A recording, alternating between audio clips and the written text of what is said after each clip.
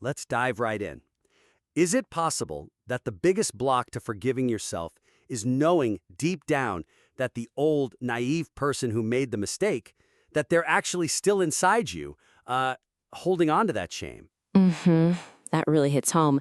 And it connects to the material we're looking at today, which is essentially this, well, comprehensive toolkit of psychological strategies. You've got inner child work, cognitive reframing, all focused on overcoming past pain and, crucially, self forgiveness. Right. A powerful set of tools. Definitely powerful. But maybe the first big thing is how someone actually uses this toolkit effectively. It feels like a key challenge here is creating a really clear pathway when you've got so many, rich therapies available.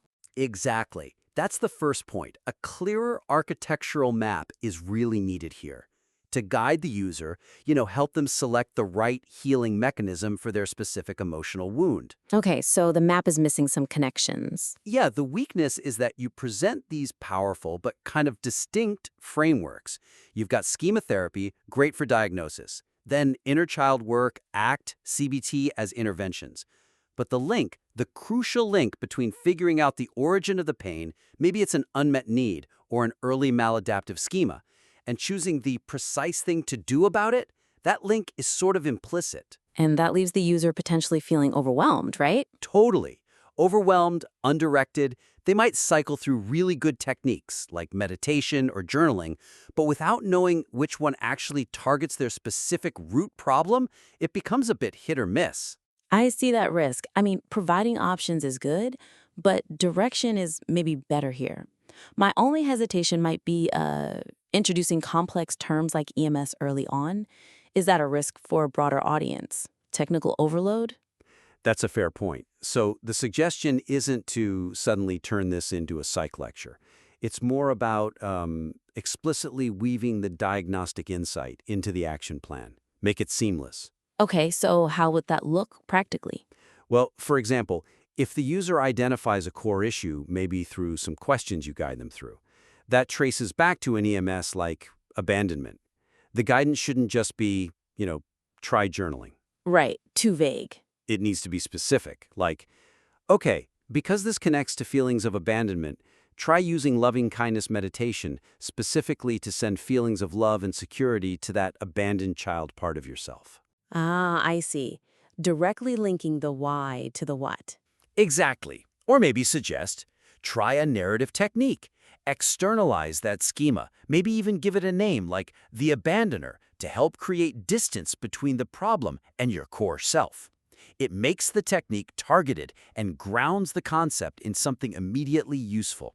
Okay, that makes sense. It provides that necessary map. So we've given them the map now, but what happens when they follow it and bam, they hit this wall of intense feeling, that paralyzing shame or guilt we started with? Right, and that's the critical second area. For that really deep-seated shame or guilt about something in the past, the material needs, well, stronger, more active diffusion techniques. Things to neutralize that visceral emotional sludge that just doesn't listen to reason. Because the cognitive advice, like, you're not the same person anymore, which is good advice, classic stoicism even. It is good advice, but overwhelming guilt, shame, they often show up physically, don't they? Like this intense hyperarousal, this knot in your stomach. That logic just bounces off initially. It leaves the person stuck, just ruminating. Yes, spinning their wheels. And the material does mention using things like surprise or shock to neutralize negativity, but maybe it doesn't quite spell out how to do that safely or effectively. Exactly. It needs operationalizing. So the suggestion is to bring in some safe but still high arousal diffusion techniques.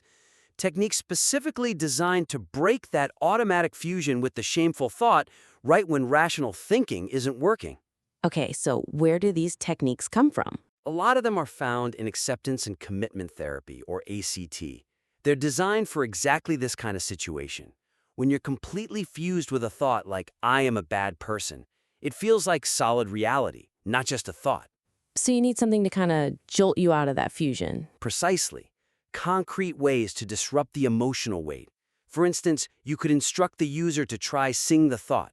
Take that core self-critical belief, I am a bad person, and literally sing it out loud. To what, like a silly tune? Yeah, like Happy Birthday or Twinkle Twinkle Little Star. Something familiar and completely incongruous. Huh, that would definitely break the intensity. It shifts it from terrifying threat to, well, ridiculous. It breaks that cognitive chain, that emotional weight. Or another technique, repeat the thoughts slowly. Just take the core phrase, I am bad, and repeat it out loud, slowly, over and over. Until it just becomes noise? Exactly. Until the words start to lose their meaning, their semantic power. It shifts the experience from this heavy emotional threat to just sound. Or like the ACT metaphor, just words on a leaf floating down a stream. It creates immediate interruption, a pause in the rumination cycle. These feel like really practical tools for those moments of overwhelm. This is genuinely robust material overall, and these tweaks feel like they could really elevate the user's journey, make it less about just insight and more about real transformation. I agree. So to recap the key actionable suggestions. First, really establish that clear, logical pathway. Connect the psychological diagnosis, the why of the pain, directly to the specific intervention tool, the what to do. Make the math explicit. And second? Second, actively bring in those safe but potent diffusion methods. Give the user concrete ways to handle that immediate, visceral shame or guilt, that hyper-arousal, before the rational brain can even get traction. Got it. Map the journey and provide the emergency toolkit for the rough spots. Well put. So the invitation now is to implement these refinements, focus on that structure, that pathway, and integrate these active diffusion techniques. See how it shifts the feel and effectiveness, and then please submit the revised materials back. We'd be keen to see the evolution.